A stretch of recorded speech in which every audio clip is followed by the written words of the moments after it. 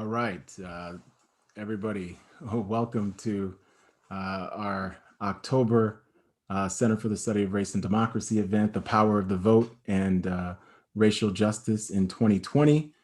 We are pleased to be in dialogue with a Longhorn, Hookham, Austin native, Ambassador Ron Kirk, former mayor of Dallas, U.S. Trade Representative, Mayor of Dallas from 1995 to 2001, U.S. Trade Representative during the first Obama administration. And right now, Ambassador Kirk is Senior of Counsel in Gibson, Dunn, and Crutcher's Dallas and Washington, D.C. offices, where he co-chairs the International Trade Practice Group and is a member of the Sports Law, Public Policy, Crisis Management, and Private Equity Practices Groups. UT School of Law, class of 1979, proudly, and really just one of our active citizens, sits on the boards of corporate and nonprofit boards, was raised in the age of segregation and then became really this active citizen, social justice, civil rights leader in our country and elected official. So welcome, Ambassador Kirk, and we're really pleased to have you. Dr. Joseph, thanks for the kind introduction. Always good to be with you again, and what a great time to be with you. Less than now 12 days away. Yes. From what will be, I think, every time I say this, I almost go, we mean it this time, but perhaps the most important political presidential election of our lifetimes. But what an exciting time, and what an appropriate time to be talking about the power and the importance of the vote. Yeah, and I want to, we had a great podcast and I got great feedback. We received great feedback from a podcast that we did a week or two ago about the power of the vote. And you talked about some of your story, and I want to start with that, your story, because you're very unusual because you are a native African-American Austinite, not as unusual as a Texan, but as an Austinite, because as we know, as Austin has become this wealthier city, this city is predicted in the next 2 decades to make the most and create the most wealth. It has become less Blacker. It's very interesting, right? There's more gentrification, and we're about 7.8% of the population now. I'm sure that is a much less percentage of the population than when you were here. And so I want you to share with us your story of, like I said at the start, you grew up in here in Texas before the Civil Rights Act and the Voting Rights Act. And so that you remember aspects and regimes of the old Jim Crow system, and also your relationship with University of Texas. You're a proud Longhorn, but at the time, Black folks weren't really made to feel welcome to the university, the 40 acres, even though Heman Sweat famously desegregated the law school in 1950. And like you point out, without the Sweat case in Texas, there is no Brown case. There is no Brown case. So Sweat is this watershed, huge case. And our first undergraduates, the precursors, gained access to the school starting in 1956. But still, facilities were segregated, dorms were segregated. There weren't Black professors on campus. It wasn't the full student experience of being a Longhorn. So I want you to share, sort of you growing up here in Austin. And it's great. We have time to really chop it up. But you're making me feel really old. Oh, no. I don't mean that. I mean just the history. I think it's so important that you've lived. Obama called himself the Joshua generation. I think you're really right there. I know you're a little a bit older than President Obama, but the Joshua generation that came after Dr. King and was able to really utilize the opportunities that Dr. King and that movement created. Well, one, thank you for having me. And those of you on the webinar, thanks for joining us. I know this is an audience broader than the state of Texas, but for purposes of at least this first phase, I'm going to speak as if you are at least reasonably familiar with Austin or the University of Texas. As Dr. J, as I like to call him, noted, I am a child of segregation. I'm 66 years old, just to frame this. So I was born the year of Brown versus education. For those of you who are familiar with the University of Texas, you literally could take the footprint of the campus, go a mile east of I-35, almost equidistant between what we now know as Martin Luther King Boulevard, which used to be 19th Street when I was born, and Manor Road, and that's where, for the most part, where I was raised.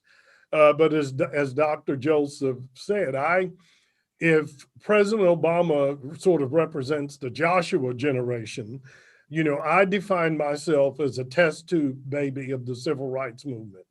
My parents were contemporaries of Dr. King, Volmer Overton, and others. They were that generation who struggled, fought, worked alongside people as different as President Lyndon Johnson and then, hell raising Ann Richards before she was a Tarrant County commissioner to do away with the poll tax, to get the right to vote, to get civil rights, voting rights, housing discrimination, the right to education so that their children, that me and my siblings, so many of our generations wouldn't suffer all of the indignities that they did. And I was raised, born on a street called Olive Street, just a few blocks north of East 12th Street, the famous barbecue place you all stand in line now for every Saturday. I'm 35 in my neighborhood.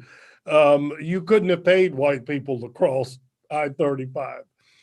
Every day as a kid on the weekends back then when we were kicked outside every Saturday to go play, we would ride our bikes all the way over to the Capitol lawn because it was just beautifully manicured, a great place for kids to go play.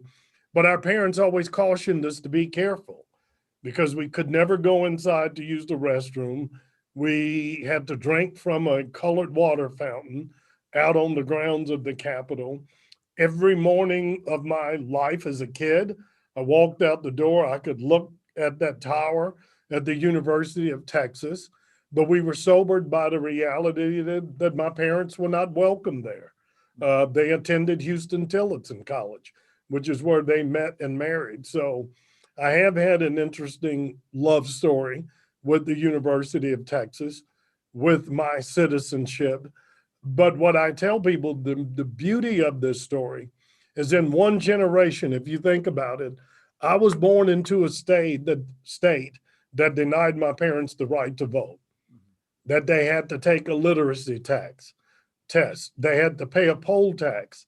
And in less than one generation, the same university that did not welcome people of color awarded me a law degree. Mhm. I went on to become Secretary of State to now Governor Ann Richards. And in one generation, the same state denied my parents the right to vote. I'm now the chief elections officer enforcing the rights of all Texans. So, one, it is both a story of denial, but a story of extraordinary promise when people of goodwill, people who believe in the genius of every child, no matter their age, their race, their ethnicity, their immigrant status, believe you give those children a chance to get a quality education, remove all of the artificial guardrails on what their ambition can be, and the sky is the limit. And one of the reasons I'm so passionate about this topic today is I think we need to reconnect with that reality that it all starts with exercising your right to vote because it affects every avenue of our lives. Whatever your particular issue of conscience might be today, whether it's racial justice or criminal justice, healthcare, immigrant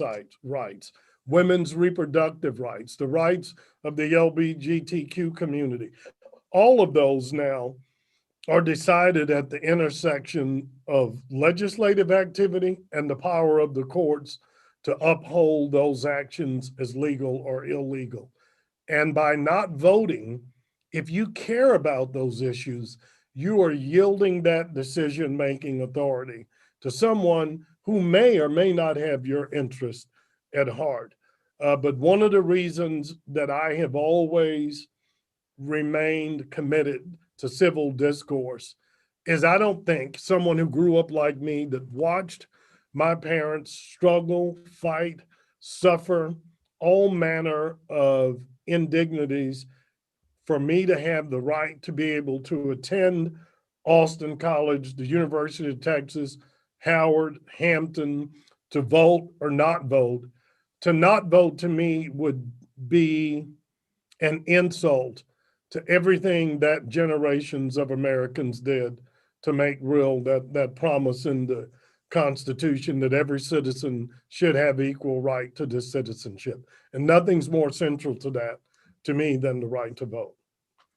Ambassador Kirk, talk to us about how did you get into politics post law school? What was your relationship with one Governor Ann Richards, who's a legend in the state of Texas and the last Democratic governor in the state of Texas? But how did you rise to become become the Secretary of State, and even before being the mayor of Dallas? But what got you so interested to use the law degree? Certainly, you've worked at law firms, white shoe law firms. You're at one now in Dallas. But what got you into thinking that becoming an elected official? You've been a state official, you've been a city leader, basically the CEO as mayor, and you've also been a U.S.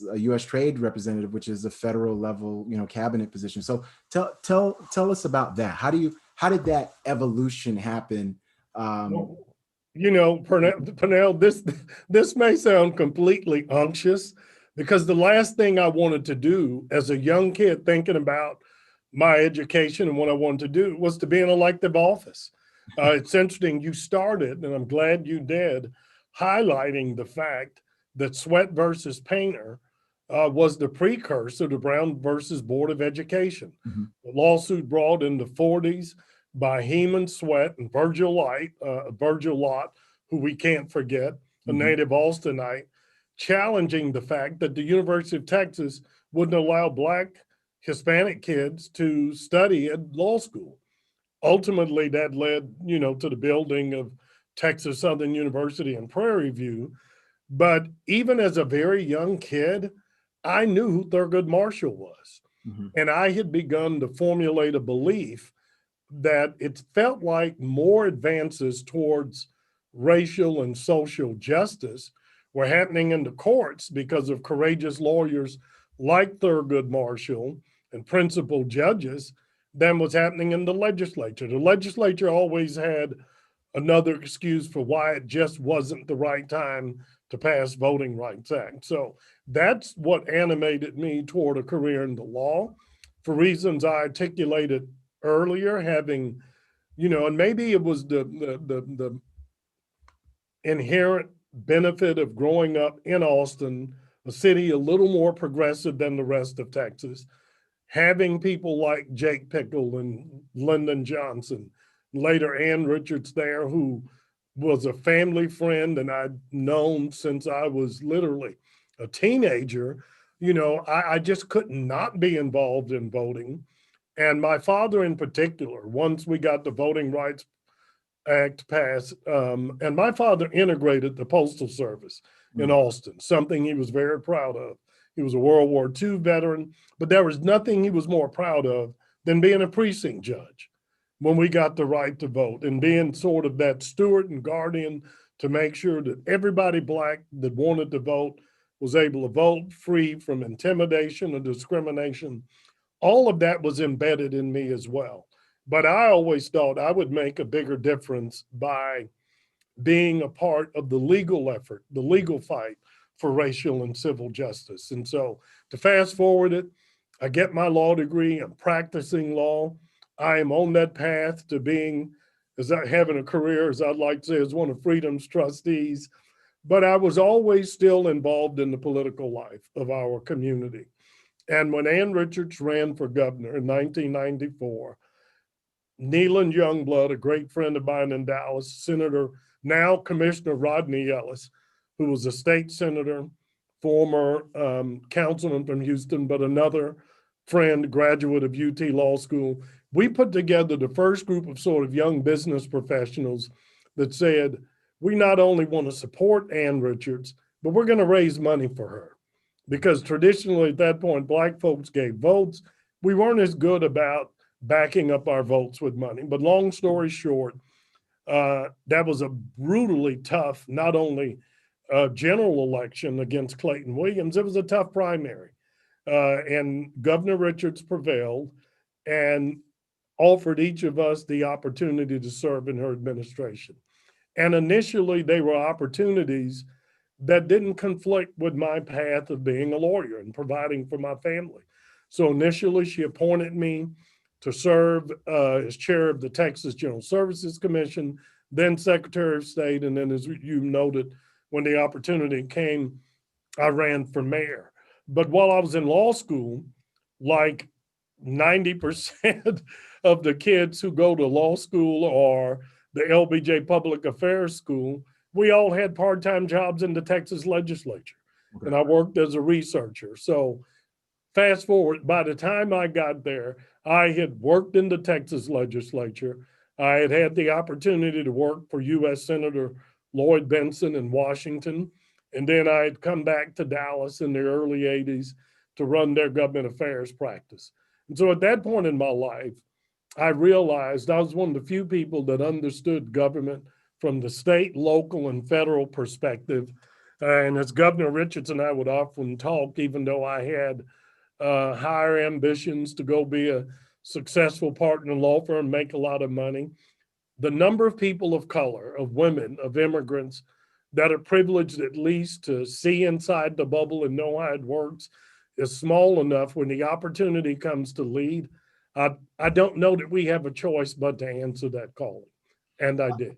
I just want to say that you said 1994, so it's her 1990 election. No, I'm sorry. 1990 was when she was elected governor. 1994 was when she appointed me as Texas Secretary of State. Okay. And what made you interested in being mayor of Dallas? And I also want to talk to you about your time as mayor of Dallas and really, what are you proud of, but also you got to see how democracy is made, the good, the bad, the ugly, and what is the real power of the mayor, but what is the real power of different corporate interests, people's interests, democratic interests, different special interests, right? So how'd you go from being Texas Secretary of State appointed by Ann Richards to being mayor of Dallas? Well, as I mentioned previously, by the time, while I was serving as Secretary of State, the current mayor somewhat surprisingly announced that he would not run for a second term. And even before I had gone to work for Governor Richards, when my wife and I married in 1987, my wife, went to the Wharton School as an undergrad, brilliant economist, banker. And she always told me, my greatest fear is someday you're going to want to scratch that political itch, and instead of making money, we're never going to have a dime. And I literally told her, Panel, I said, I've worked in Washington office in Dallas, and I believe the most dynamic job you can have, excepting being president of the United States or Supreme Court justice or governor, is to be mayor of a big city because you get to run things. And lo and behold, when the opportunity came open, Dallas was a city with extraordinary resources, but couldn't get out of its own way. We were mired in racial divisions. We were experiencing in Dallas in the early 90s what the country is experiencing now in terms of racial justice, issues of policing, disparities between the police and the African American and Hispanic communities. And I remember, and the Governor Richards took me to lunch, called and invited me to lunch one day. And typically she'd have, 4 or 5 people in her administration. We'd go to lunch, talk about what we're doing, talking about everything. And of course I said yes. And I remember asking her chief of staff, who all's going to be there? Is Dr. J going to be there? She goes, it's just you and her, cowboy. I thought, oh my God, what have I done? But, we had this conversation about the mayor's office, and she says, all these people keep calling me and telling me it's time for you to heal the city. And I gave her all the reasons that I didn't want to do it. I had by now a 3-year-old daughter and a 6-month-old daughter. I wanted to make money. And long story short, she said, you have been privileged to peek behind the curtain and understand government in a way nobody can. And I remember she said, I can make all the speeches in the world to little black kids about how you can grow up and be anything. She said, but the reason women resonate with me is because they see a divorced mother, reformed alcoholic, rise to the highest lights of leadership in the state of Texas. And you have all these blessings. You've been granted all these experiences not to sit on the sidelines and lead. And I'll be honest, it was something I kind of wanted to do. I mean, she didn't have to talk me into it. My father used to always ask my brother and I when we wanted to do something crazy. And you look back and our parents get smarter the older we get, but he would always just ask you one thing. He'd say, all I want to know is, did you jump or were you pushed? And his deal was, I'm just saying, he said, the landing's going to be better if you jump. That's all I'm saying. So I don't want to make it sound like anybody drugged me into it. It had kind of been in my heart, but I looked in the mirror and thought, you know what? I can do this job. I know how the city works. I have a passion for leadership. I can afford to do this. The timing's right. So I made the decision to get in the race. And fortunately, it ended up being one of the highest honors of my life and one of the greatest experiences of my life. Yeah, and I want to talk to you about being mayor of Dallas as we move forward, because this is a great conversation. And I'm thinking, I always had it in mind our conversation be a conversation about democracy and voting, but really through your biography, and we're going to come all the way up to the present because you've touched so many different aspects. I mean, aspects of foreign policy, domestic policy, urban policy. The financial system and how that can work in a big city. The law. I mean, so you're really a font of knowledge and a wealth of information. I so much enjoy talking with you. You join a second generation group of African American mayors who I've studied as a scholar. So you're joining David Dinkins, yourself. It's very interesting because there's this earlier wave of Carl Stokes, Tom Bradley, Coleman Young, Maynard Jackson, Richard Hatcher, right? And there's a middle generation of people like Moon Landrieu, right? And Right. you join this generation of mayors who sort of take power in the 90s. And there's some federal officials and state officials, people like L. Douglas Wilder in 1989, huge historic figure because of being the first Black governor of Virginia, right?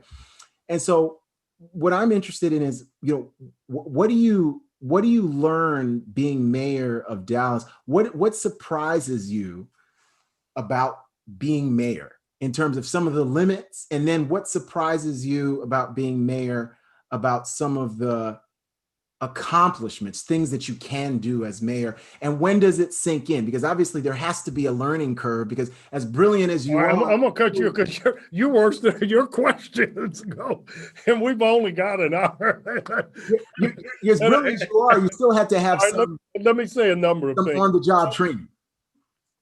I love being mayor. And I would say to anyone watching this, no disrespect to city council, the legislature, but I've always thought if I'm going to be in the game, give me the ball. I didn't have the talents to be Andre Ware, Tom Brady, the quarterback, but my thought is one, governing is hard enough. But it is a science. It is an art. It is a science of bringing people together. And you mentioned for kids like me, for President Obama, every environment we've been in all our life has been sort of structured by we're always either the first Black, the first woman. How do I fit in? How do I bridge these worlds? My life was an exercise in bridging two worlds finding common ground to sort of move forward. That's what you do in the world of politics. Second, I represented the first sort of ways of black mayors, not just elected in a city, with an overwhelming African American population. Mhm. That generation, Carl Stokes, Maynard Jackson, and others. Third, I'm glad you mentioned Mayor Jackson because I always define myself as the fifth first black mayor of Dallas, both to educate our audiences on the stupidity of Jim Crow, what we lost. But not only was Maynard Jackson, but Emmanuel Cleaver, who went on to become the first black mayor of Kansas City, was born in Waxahachie, Texas. Willie Brown, who went on to become the first and longest tenured African American speaker in the history of the state of California, Mhm. then went on to become the mayor of San Francisco. Mhm. Carl Bradley went on to become the first African American mayor of Los Angeles. Maynard Jackson, all of them were born in Dallas or North Texas Mm. and left this state because of Jim Crow. Mm. So, one, I carried with me the admonition of my parents when, as we mentioned, my generation was privileged to be the first to get to do so much. And my father always reminded us, this is great, but no, you're not doing this because you're better than us. You're doing us because we've opened the door and given you the chance. Mhm. And I'm not going to judge you by being the first. I'm going to judge you by whether you're the last. So, one, I carried with me that humility of knowing while I had that privilege of making history, I had to make sure that I made a difference. Secondly, I was among a generation of African American mayors who were elected to lead cities that weren't broke. Mhm. Typically, by the time blacks, women, Hispanics get elected mayor, all of the businesses have fled the city's hollowed out, the city's budget's a mess. And then, of course, they turn to us and go, okay, Dr. J, you get to be president. Well, I President didn't, Obama too, right? The yeah, greatest. I didn't inherit a break. Dallas was a city of enormous wealth. Dallas just couldn't get out of our way. We couldn't decide how the politics worked out. And so I thought if I could just get us to focus on our common dreams and aspirations, get beyond whether you were black, white, Democrat, or Republican, that if I could get us to change our culture and thinking about how we wanted to do business, we can turn that city around. I made a big bet, it paid off. I loved African proverbs. I ran in an open seat. When the mayor stepped down, you got him, and there were seven of us, nine candidates. Three of us quickly emerged as sort of the three real candidates. One was a very fiery, dynamic, young Hispanic lawyer, leader, Domingo Garcia, who had the added benefit of being mayor pro tem of our city council. The other was this tall, distinguished white lawyer, president of the Dallas Bar, chairman of the board of Hughes and Lewis Law Firm. I mean, right out of Central Casting, Daryl Jordan. And I came up with this proverb for my campaign that said, two people in a burning hut don't have time to argue. And it resonated with people. And my point was, look, we spent 15 years blaming each other for what's wrong. Let's all agree we want better jobs, better policing, city to be safer, city cleaner. How about if we focus on that instead of the rest? People kind of bought into it. I ended up winning that race with 62% of the vote with no runoff. Mm. And I immediately met with every member of the council privately before they were sworn in and said, tell me what's important to you. And then I challenged them that we could no longer be our worst enemy. Mhm. During that period of time in the 90s, most of America was beginning to move out of the Rust Belt toward the middle of the country. And there was this sort of healthy competition between Atlanta, Denver, Houston, Dallas for where they were going. Atlanta was killing us. Under the leadership of Maynard Jackson, they had created this brand of the city too busy to hate, the city that had put racism behind them, and we knew how that worked. Dallas was a city still mired by the memory of the Kennedy assassination Mhm. and couldn't get out of its own way. And what I convinced our council is, look, all of these differences have to be resolved behind doors, but we cannot be our own worst enemy. And ironically, I took a lesson that I learned from Maynard Jackson, and he always said, "Look, you're in the city business, but you're in the sales business. You're in the retail business. You are selling every family in business who moves to Austin that you don't want to just be in Central Texas. You want to be in Austin, not Round Rock, not San Marcos. You want to invest your dollars and cents. This is the best place to raise your family, invest, build your brand, build your business." Anyway, we were able to get the council to slowly buy into it. Nothing works like success. We had a few successes in terms of passing the largest bond program ever, keeping our sports teams here, winning a couple of major corporate battles. And the more it began to work, the easier it was for the council to buy into that model. But the one thing I learned, when you're the leader, people look to you to lead.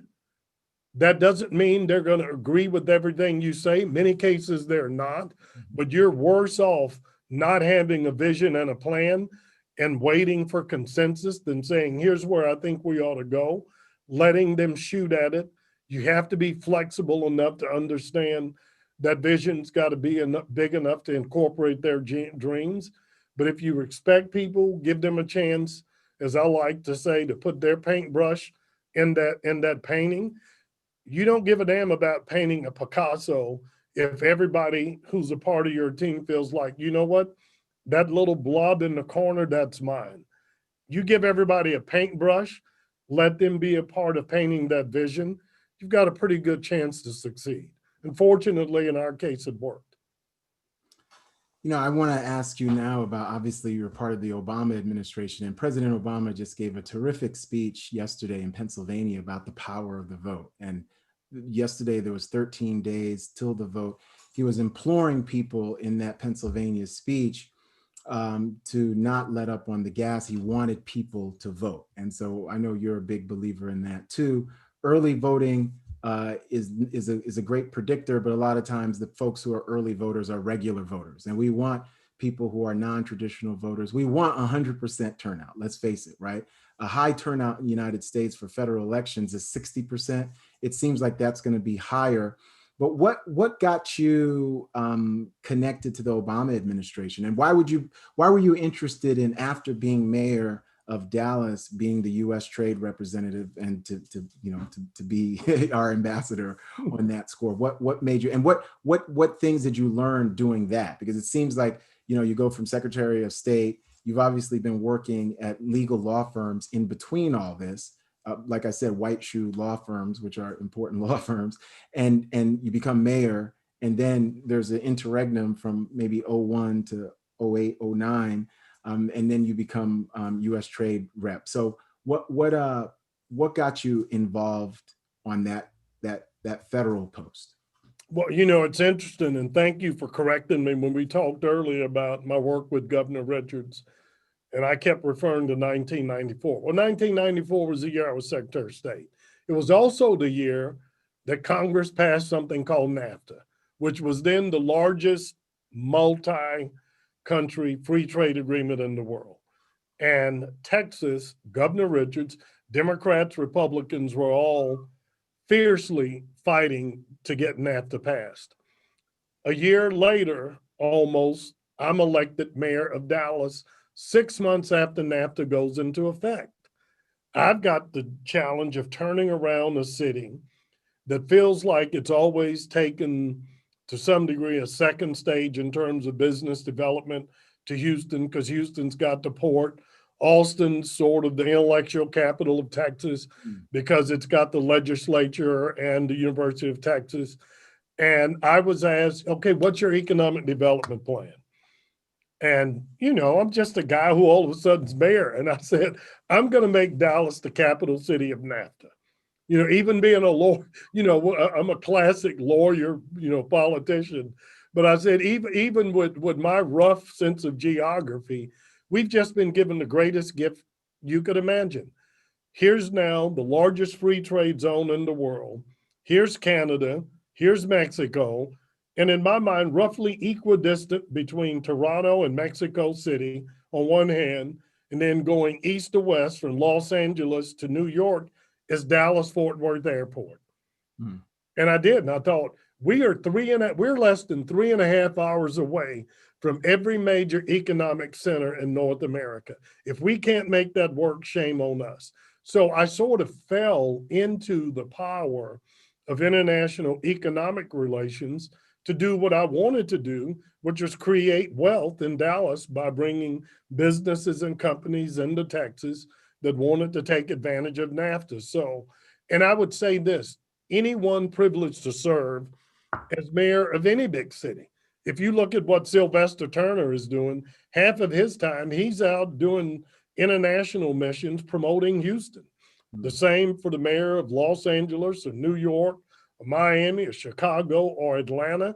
As great of a job as Maynard Jackson did in rebranding Atlanta, the most pivotal success he had was bringing the Olympics to Atlanta. Atlanta is a city half the size and geography of Dallas, Texas.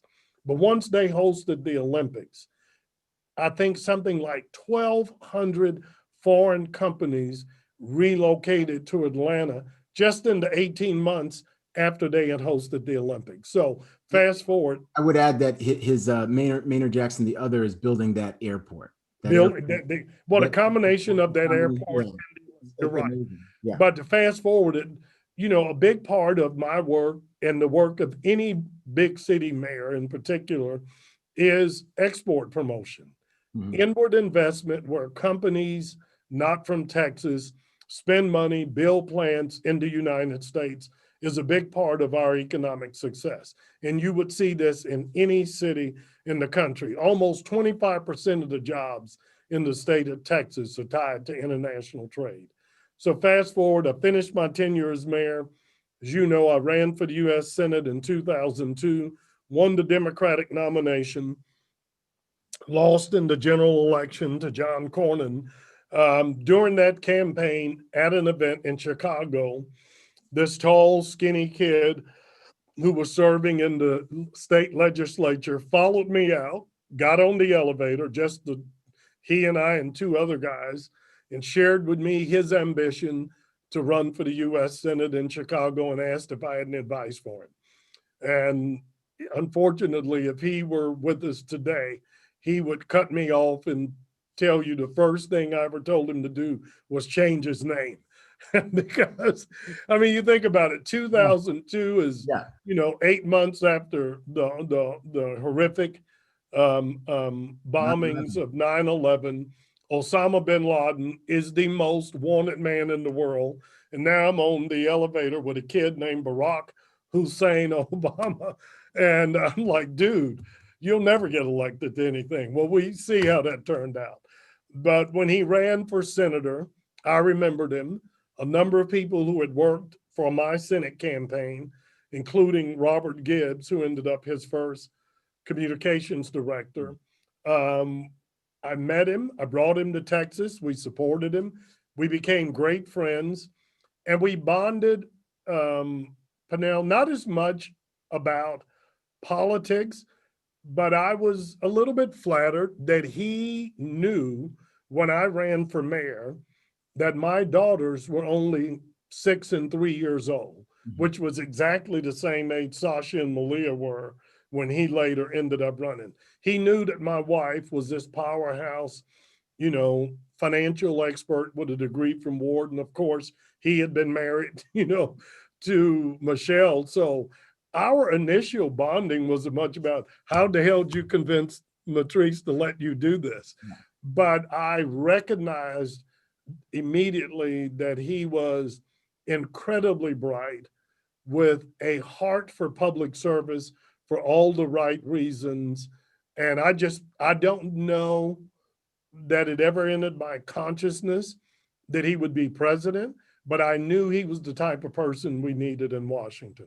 and then the rest you can sort of draw a line from that. When he ran, I was an early supporter. Mhm. I had scratched every itch I had. I had no desire to go back in government. But when a president, someone who has been elected president calls and asks you to serve, I think you have to be flattered. They believe you have something additive to bring.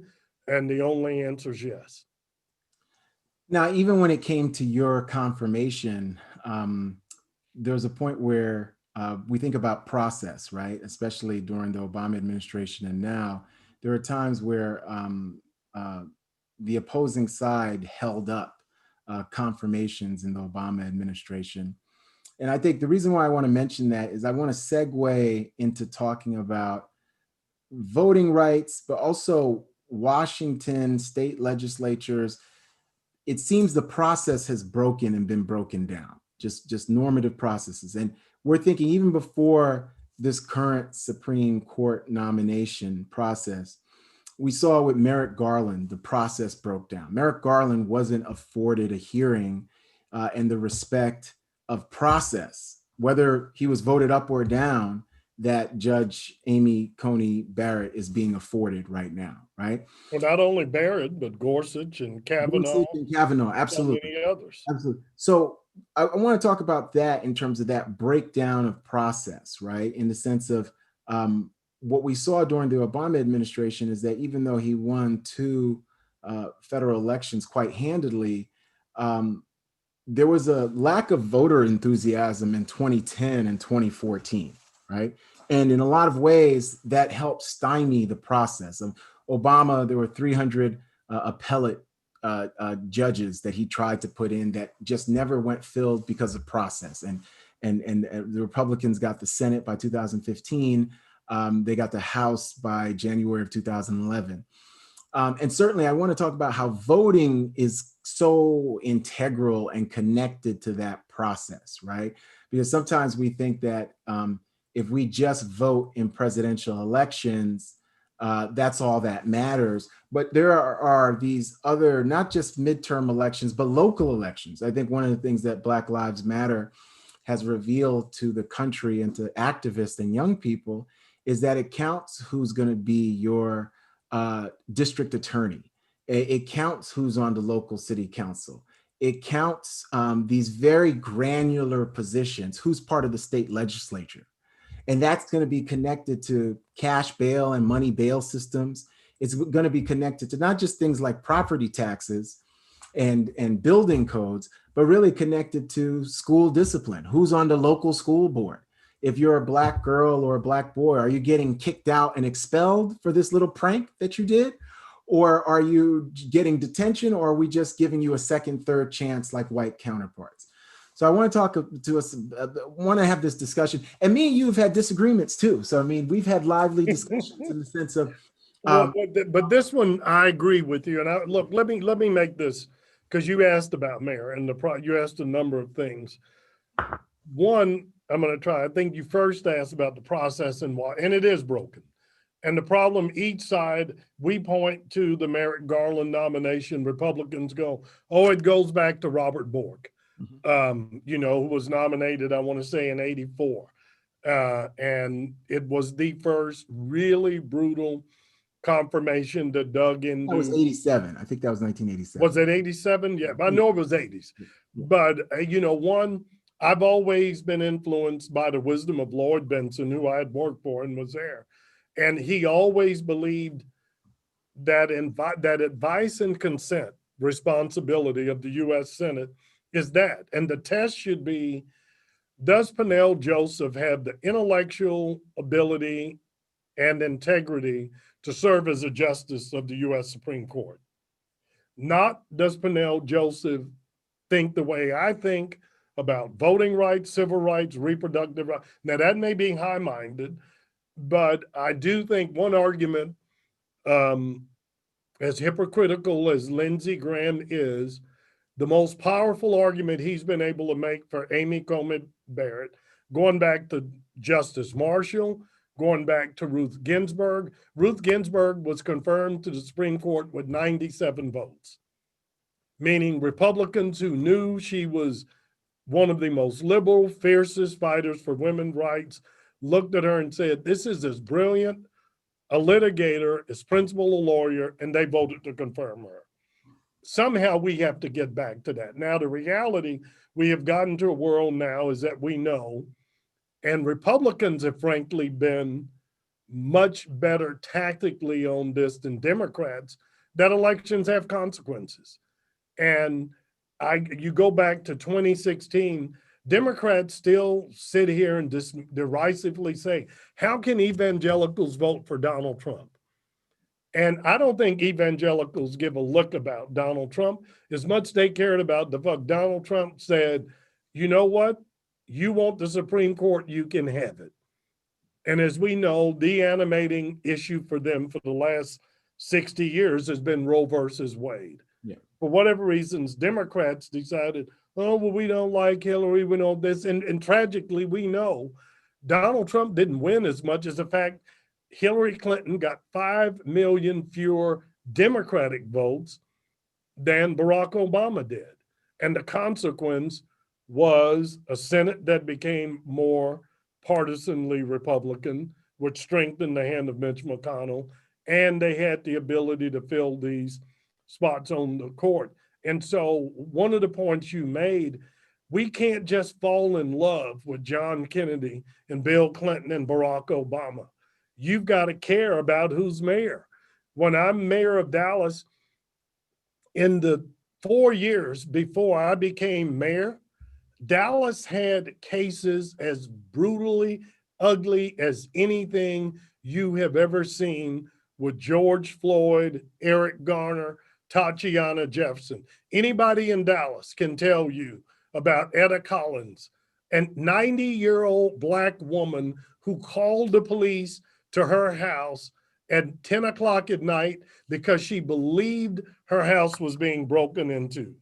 And the police showed up and shot a 90-year-old Black woman through her screen door, dead. So that's the environment I inherited. But if you don't think that voting for a progressive mayor and council, within a year I'm mayor, we have an African-American mayor, we have our first minority and female city council, we have our most progressive police chief we've ever had in the history of Dallas. We have an African-American city manager, an African-American city attorney, and all of a sudden we invested and embraced community policing more aggressively than any other city in the South. Now, it didn't mean that we solved all of our problems, but structurally we at least had put the institutions in place to have a different conversation and dialogue about it. And for this issue of criminal justice reform, you correctly note it's going to happen at City Hall and at that district attorney's office. And so if you just vote for Kamala Harris and to be vice president and Joe Biden, or you vote for Donald Trump, I know this is a bipartisan, I hope this is a bipartisan office, and you walk away, you're doing nothing to get to the core of this issue of policing. Because by you not voting, you grant a disproportionate amount of power to the only, in most cases, the only public employee union association that is allowed to publicly endorse in the state of Texas are police and fire associations. No other group of political employees are allowed to do it. So when we don't vote, that's why you see all of these ads now that in spite of the horrors and what we know is real about the disparate treatment of poor people and young Black men, those police unions never endorse any public office holder who calls for more accountability or calls for constraints on their more aberrant behavior. And that's why it's important that you have to vote all the way down the line, and critically, maybe even more important, for local elected officials who will not only make sure that we adequately fund the police, and I want to make it plain, nobody is talking about defunding the police. And if you think about that horrible tragedy we had in Dallas 3 years ago, when 5 officers were gunned down horrifically downtown. Our police chief, David Brown, became one of the most respected in the country. And one of the things he said over and over again is stop asking us to do everything. We're not homeless czars. We're not mental health advocates. All we're talking about now is giving the police what they've said. Let's make sure our funding reflects that reality that we ought to have people whose talents in a civilian capacity that can address these other issues. But if you don't vote for the mayor, for the city council, for the members of the school boards, those issues will never be addressed. All right, I'm gonna start with questions now. I do want to note, though, in terms of the 97 to 0 Ruth Bader Ginsburg vote, I think one of the things that's also a nonpartisan issue, or should, but that has become a partisan issue, is just voting rights. And I think one of the biggest crippling threats to our democracy is that, unlike right now with Second Amendment rights and gun rights, where we say, look, this is enshrined in the Constitution, we have more Second Amendment rights and gun rights than we do voting rights in the United States of America. Well, So, one of the things we need to do in this election, no matter what Coney Barrett does, with what I hope will be a solid progressive Democratic majority in the House and Senate, we will pass the John Lewis Civil Rights Act and do what the courts have taken away from us in the Shelby case. While I would rather it be upheld in the courts, but Congress will have it within its wherewithal to put in place a new Voting Rights Act and address many of these efforts that we've seen to suppress the vote from Texas to Alabama and Mississippi. Because what we are seeing is what we call at the NAACP Legal Defense Fund, the Alabamification of America, yeah. because they pass it in these southern states with overwhelmingly Republican legislators. If you go back to the 20-term midterms, everything these Republican governors did can be boiled down to two things: more restrictions on voting and restrictions on women's reproductive rights. And if we are willing to vote in record numbers, reclaim those seats, we can pass legislation to cure that.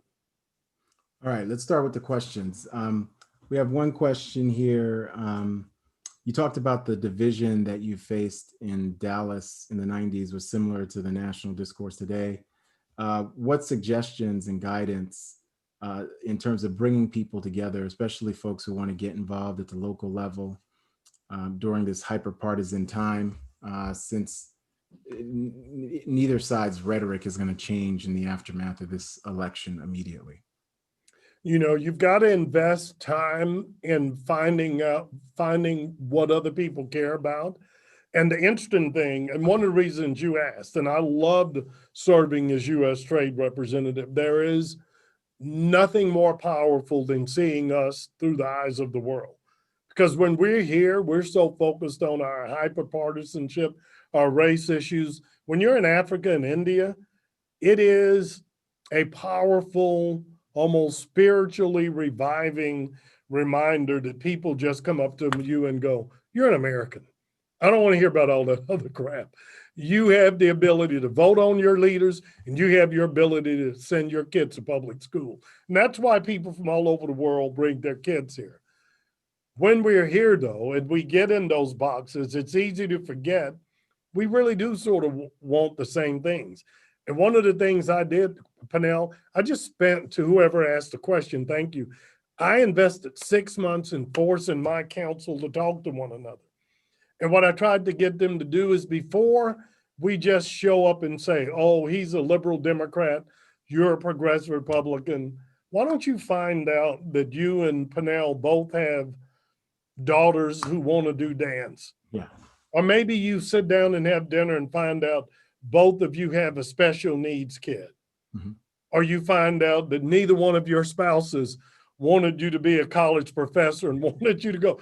Find something that gives you common ground, that when you walk in that chamber, you don't see conservative, Republican, immigrant bashing this, you see your friend Pannell with a common deal and Mhm. realize, at the end of the day, we're both trying to get here. And I'm not saying that solves it all, but we have to see each other as people first with common dreams, common fears, common aspirations.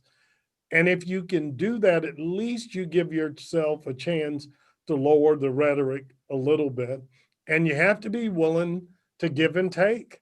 I mean, politics doesn't always have to be, a winner take all deal. And I won more than I lost. I won 95% of the votes that I took as mayor. I had a 15-member council. In 7 years, I had 1 8 to 7 vote, which I won. And I pulled it down until I could satisfy 3 of those 7 who voted against it to give them what they needed to get on board because it made them feel like they had been respected as part of the process. And the one thing, at least, I like about local government, I know it's a little bit of a fiction, but in Dallas is different than Houston, Austin different than Dallas. But in Dallas, we still run nonpartisan. Mm. Everyone knows I was Secretary of State, Dan Richards. All of the other candidates went out and said I'm a Republican.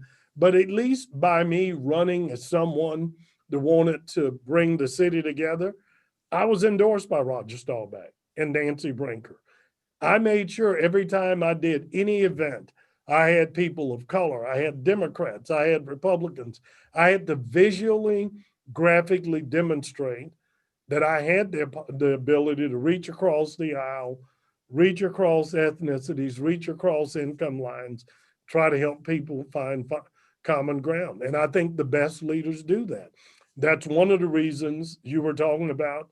And I just think it's so refreshing when people hear President Obama speak, the contrast between him and I'd say Joe Biden and the current occupant of the White House is one that reminds people what we see good about government, what we see good about our leaders.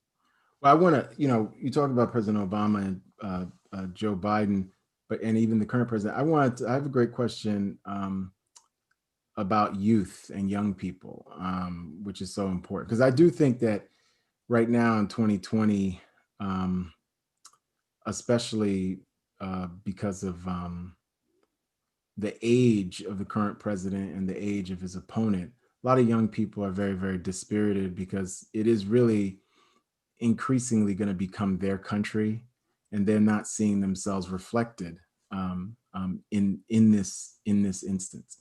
But this question says many citizens, especially younger folks from marginalized communities, feel that their votes are often taken for granted, and that especially the Democratic Party um, uh, takes their vote for granted. What ways can we create a system where these individuals do not feel ostracized from the electoral process? Does this take place at the national level? Is it in the form of a parliamentary system or at the local level, putting more emphasis on local races and the impact that it has on their lives? What does the strategy look like beyond election years and electoral politics? Well, the easy answer, which you may not like, you got to vote. Nobody takes you for granted. You don't vote.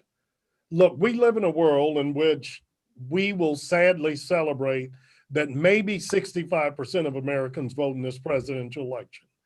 When you look in the rest of the world, the voter participation is either universal or 90, 80%.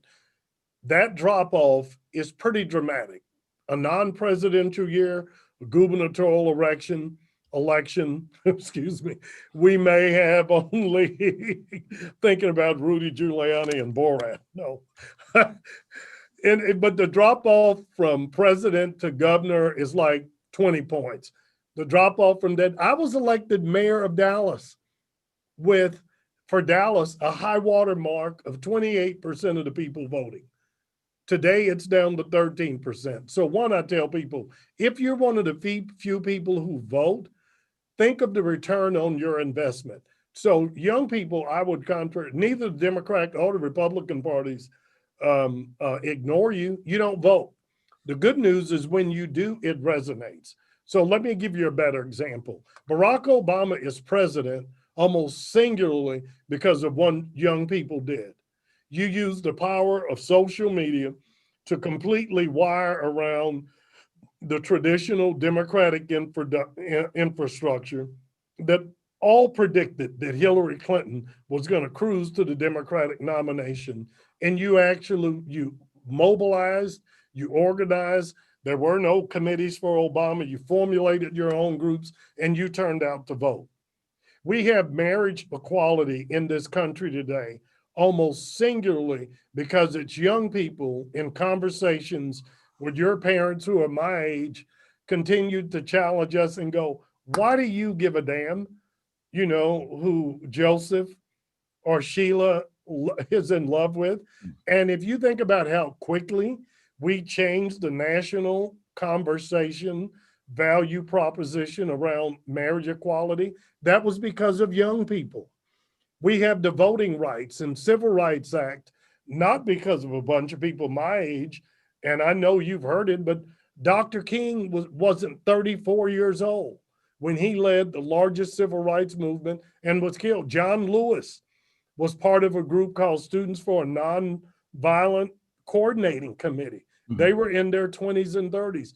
Every big social wage of change in the world has been led by young people. Nelson Mandela was 27 years old when he went to prison.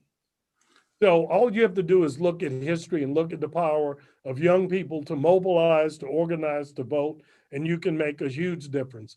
You will be one of the deciding factors in this election.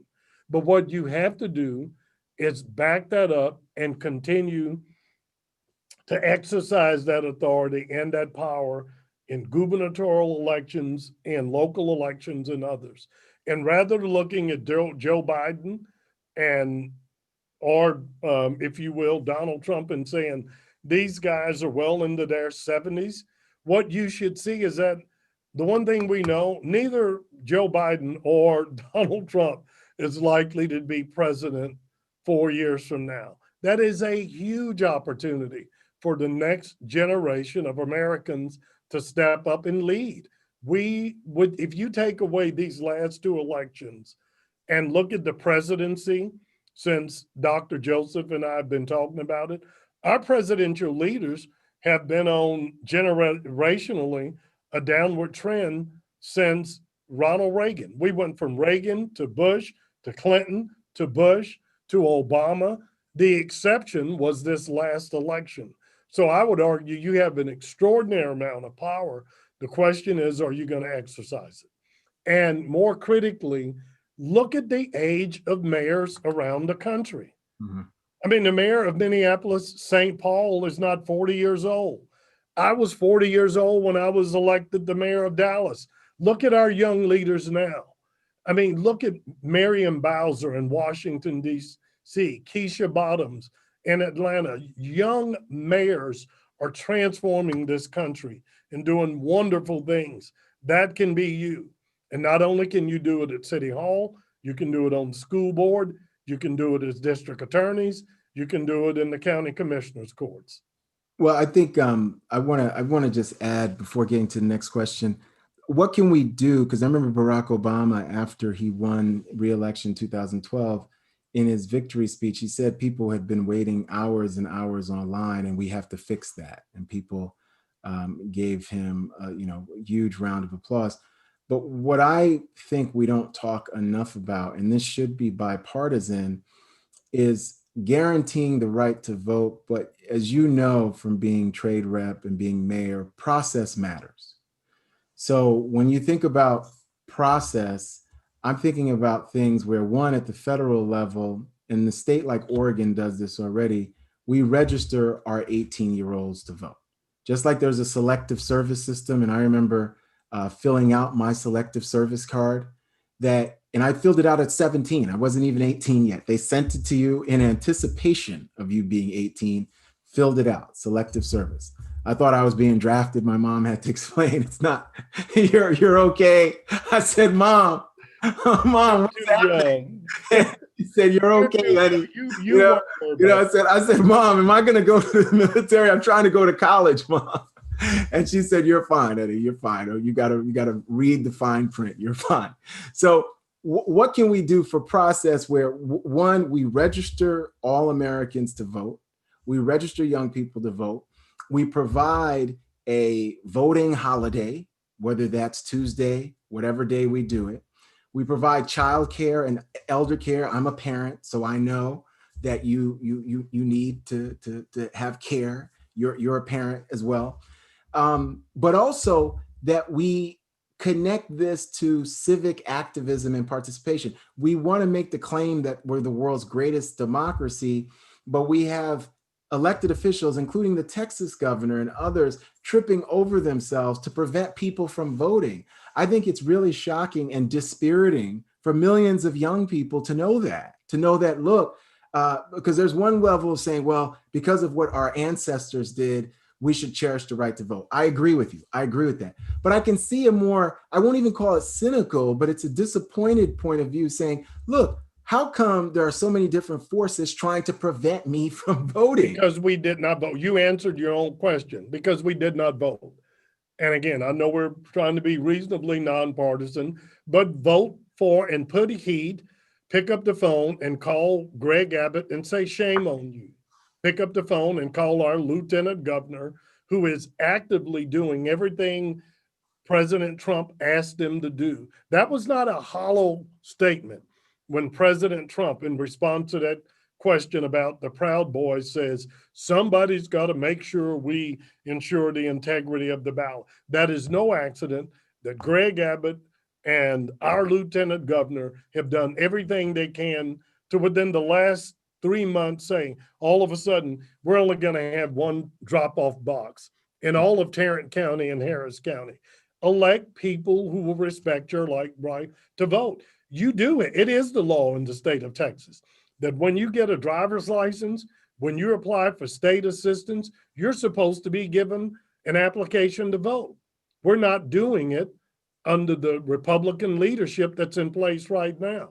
But if we take back the House, in the state legislature, if we can make sure we have at least one Democratic elected official in the state of Texas in 2022, we can begin to make sure that we are a state that accommodates the rights of the people rather than suppresses them. I tell people, Texas is not as much a red state. We're a non-voting state. And we're a non-voting state because our statewide elected officials don't want you to vote. And you should understand they don't want you to vote because they're afraid of what happens when you do. And if you will just understand the reason they don't want you to vote is the reason that you need to vote and exercise that power, I promise you, we can turn this around, and we can turn it around within the next 24 months. Yeah, we've got some great questions. As former mayor of Dallas, are there any concerns you had for the city then that are still present now? If so, how would you suggest civically engaged residents go about informing themselves and attempting to resolve these concerns and issues? My biggest concern with Dallas is we are still a city that um, grossly just doesn't accommodate first generation African American and Hispanic citizens in participating in one of the wealthiest cities in the country. The wealth gap between the Anglo community and the African American and Hispanic community in Dallas is one of the largest in the country. My answer for that is too long, but unlike Houston and Austin, Dallas, Texas, when I was elected mayor in 1995, was the only city in North America, over 1 million people without a state supported institution.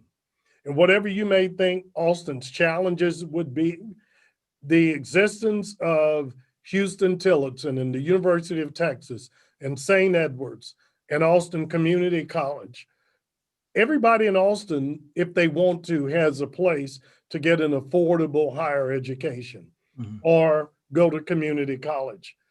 Everybody who lives in Houston, whether they want to or not, can go to the University of Houston or Texas Southern or Rice or so many others. In Dallas, for the most part, we have not addressed the need for affordable, accessible education for first generation, for the most part, Black and Hispanic kids. And that has held us back because if you don't have the basic educational skills, you really can't take advantage of all these economic opportunities. We've addressed that by creating the University of North Texas, but the city needs to fundamentally understand we just cannot be a city in which the quality of life, access to jobs, access to financing is as disparate and glaring as it is north and south.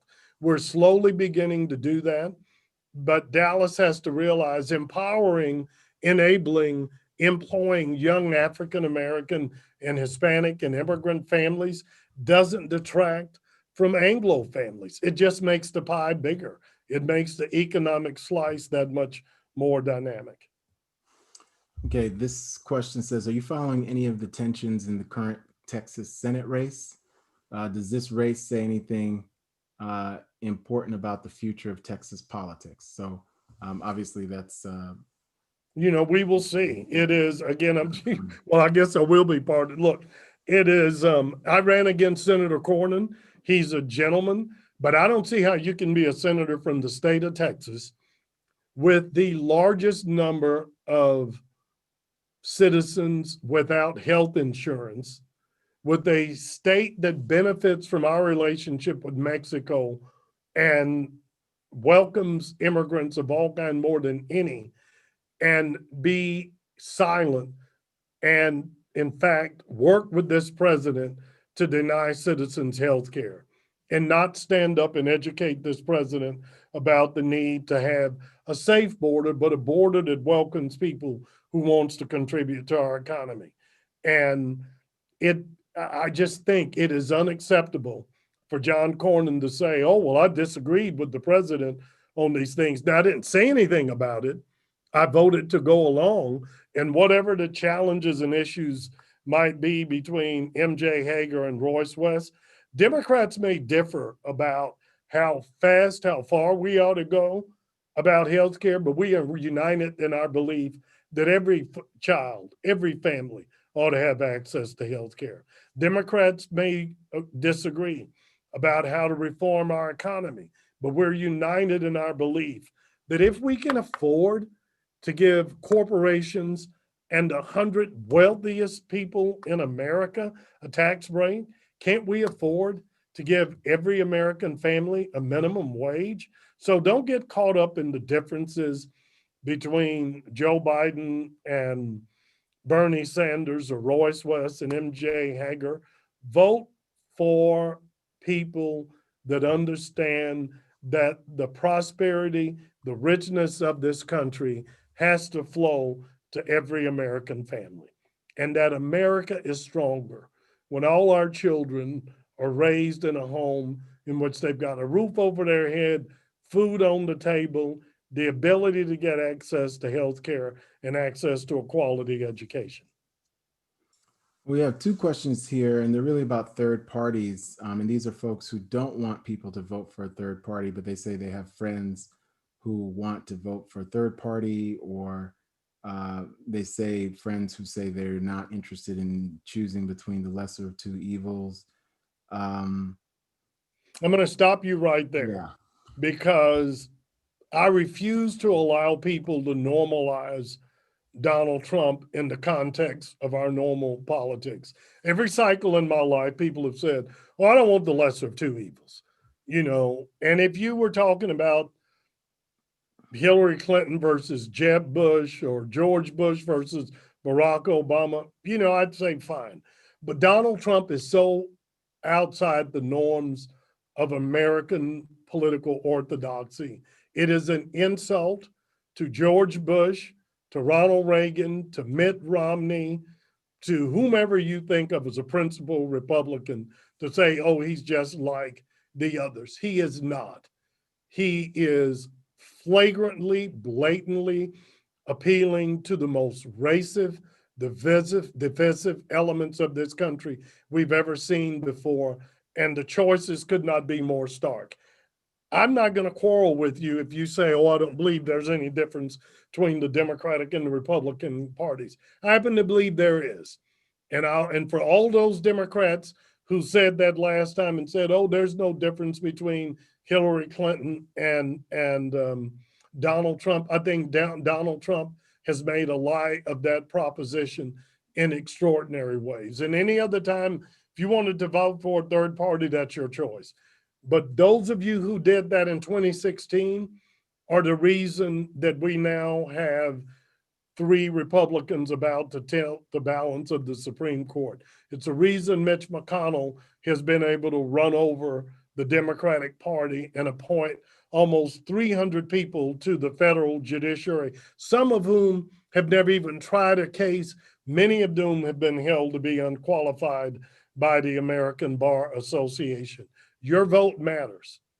I do believe we need a third party in the United States. Every other functioning democracy in the world gives you multiple choices. But until then, this is a binary choice. And it isn't just a choice between a difference of philosophies. In this case, I believe this is a choice between good and evil. I've seen it. We started out talking about my growing up in the segregated South. I know what evil looks like. I know what racism looks like. And Donald Trump is playing to that same dark element of America as much as George Wallace did and Lester Maddox or anyone else. And for me, this is not a case of a matter of gray. It is a matter of black and white. It's a matter of right and wrong. It's a matter of good and evil. And if nothing else, Joe Biden is one of the most decent people I've ever met in our life. And more than anything, we need a president who's going to get us to begin to talk to rather than past one another, and at least try to speak to our common beliefs and dreams rather than further dividing us. Well, that leads me to a question. There's been some controversy because people have said that in a future, if Joe Biden were to win the presidency, that he's reached out to some Republicans to be in his cabinet, and progressive Democrats who hear that and young people who hear that have been very, very upset about that. What do you think about that in the sense of this idea of efforts at bipartisanship moving forward? President Obama tried to do it with Secretary of Commerce and others. He kept the Secretary of Defense, Robert Gates.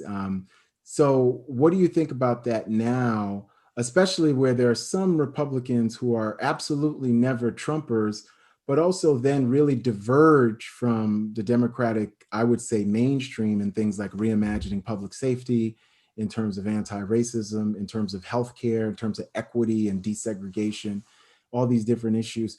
Where do you think a potential Biden-Harris ticket, if there was an administration, should go? And I'm going to ask the question in the reverse way of as well, what would we do if the president is actually reelected?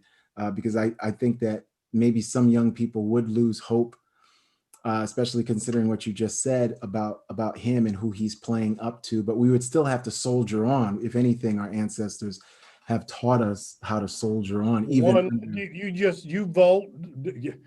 I cannot. As much as I was bitterly disappointed with Donald Trump's election, I was not surprised. Whether we liked it or not, America didn't like Hillary Clinton, and they told us they didn't like Hillary Clinton, but we didn't listen.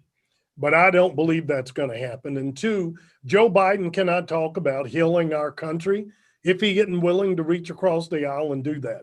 And I know there's of you that say you can't, but listen, you asked me how I turned Dallas around, and I was willing to work with anybody who would work with me. Mm-hmm. Now, I know it wasn't as bitterly partisan, but you can't preach it if you aren't willing to practice it. Okay. And my short answer, it will be a good thing. I think Joe Biden should do that. There are Republicans willing to work with us. It isn't going to be all of them. He's not going to reach out to Mitch McConnell, but there are Republicans that are willing to stand up, and there are Republicans who have been willing to call BS on Donald Trump, and I think we have to work with them. I know we said we were going to go to 3, but I have one urgent matter that I'm going to have to to Oh ask yeah. us So to take a let me little bit thank of a you for stop. thank And you for the conversation. We've been having our conversation with Ambassador Ron Kirk, former mayor of Dallas, who's really one of the uh, most important, African American leaders of the last 30 I'm years listening, but on voting rights and 2020. So thank you, Ambassador Kirk. I forgot to introduce the Center for the Study of Race and Democracy when we started this. So I'll say that my name is Peniel Joseph. I'm the Barbara Jordan Chair in Political Values and Ethics at the LBJ School of Public Affairs and a professor of history. And this has been a webinar sponsored by the Center for for the Study of Race and Democracy, where we do work in public history at the intersection of race, democracy, politics, and policy. And we've done a number of different programs and webinars. I want to thank Emily Dunkley, our program administrator, for helping to organize this. Thank all the CSRD fellows. We have student fellows, undergraduate and graduate fellows who do research at this intersection of race and democracy. And thank all of you for joining us. We have early voting in Texas until October 30th. We are very much interested in voting participation. We're interested in civic participation. We're interested in everyone exercising their right to vote, irrespective of who they are voting for, right? Voting is a deeply personal issue. Voting is anonymous, so people don't feel that kind of pressure. But I really hope for a democracy where we get 100% voting turnout, and we're able to have people who are non-able-bodied vote, people who are young, people who are elderly. It's disappointing when the state of Alabama can prevent people from trying to vote by curbside in a pandemic, and that the Supreme Court says yes to that. We do need a post-partisan Supreme Court. Our institutions are failing us because of process, but also because of the divisions that are sown into our republic when we think about racial slavery and white supremacy and the caste system that was created because of that. Ambassador Kirk, are you still here with us? So you can say. I am. I had to. Okay. I had to sign something that I had to get So out real quick. in closing, I'd say what are, I was telling everybody to vote, but what are some marching orders that you leave us with in terms of between now and November 3rd, but also after? Because I tell my students, I tell everyone that, look, after the election, and I'm prepared for any outcome. I do have to say that. I think that as citizens, we have to be. Look, we have to be. The most important thing is to vote, and then to stay engaged. And again, to me, and I hope I didn't sound flippant or dismissive to the young person that said, "Hey, we feel like the parties take us for granted." I've always told people, if you want to scare the hell out of every elected official in America, go vote. I mean, Dr. Joseph talked about his dream of 100%. I promise you, we pay attention to these. We look at who votes, we look at the numbers, we see where they come from, and that's who we speak to. I cannot tell you the shockwave you would send through Washington if the night of November 3rd, no matter who wins or loses, they said, oh my God, 80% of Americans went to the polls and voted. Every elected official in America would go, holy crap, they're paying attention. And if you don't think all of a sudden, rather than us just talking about health care and Medicaid and Social Security, we do that because seniors vote. You go to the polls, show up every once in a while at City Hall. And I know you all are busy, but the one tool you have, you understand social media in a way we don't. You are singularly responsible through TikTok of changing the dialogue and disrupting the political campaigns in a way that we have. But you have power to do it differently. And just trust me, I promise you, if you'll vote, we'll make a difference. We can change not only the course of this country, but the course of your state and the course of our city. So thank you all. I'm sorry I had to turn off for 2 minutes No, that's no to problem. take care of that. But No, thank you. And I'm really, I think I'm hopeful. I think that this has been 2020. It's been this extraordinary year. I think we do have this generational opportunity. I think civic activism happens when we stay engaged. The way we stay engaged is to know that our rights as citizens are extended beyond the vote. They don't stop with the vote. And you stay engaged with your children's schools. You stay engaged with what's going on in the environment, what's going on in public safety. You stay engaged with food justice and housing affordability. You stay engaged in terms of US immigration policies and protecting those who are undocumented. Having more, think about the fairness doctrine and how we lost the fairness doctrine, that you want to listen to multiple sides of an issue, that we're respectful and civil. Part of what we've lost through ad hominem attacks is not having any kind of deep empathy for one another. So we have to stay engaged, and it really, democracy and citizenship is not a burden, but it's a responsibility. And that responsibility means that we stay engaged every single day, and we become exemplars for our children, for our grandchildren, and each other. So I salute you. You are one of no, those. thank you. And I do want to say one thing. Look, we covered so much. I don't want you to feel like, those of you, particularly young people still with us, we're not asking you to boil the ocean. I started out quoting my father's simple wisdom. One of his other favorite sayings is, look, I'm not asking you to move the mountain, but you could get your shovel, right? You can, and so pick one issue you care about, whether it's immigrant rights or voting rights or women's reproductive. Do what you can do and partner with all the rest of us who are doing what we can do. Collectively, we can make a difference. We've done it. That's how we got civil rights, voting rights. It's how you elected Ann Richards. It's how you elected Barack Obama. We've done it before. We can do it again. So God bless you all. God bless Texas. To the Longhorns, hook 'em horns, and let's go win this thing. Great. Thank you so much, Ambassador Kirk. And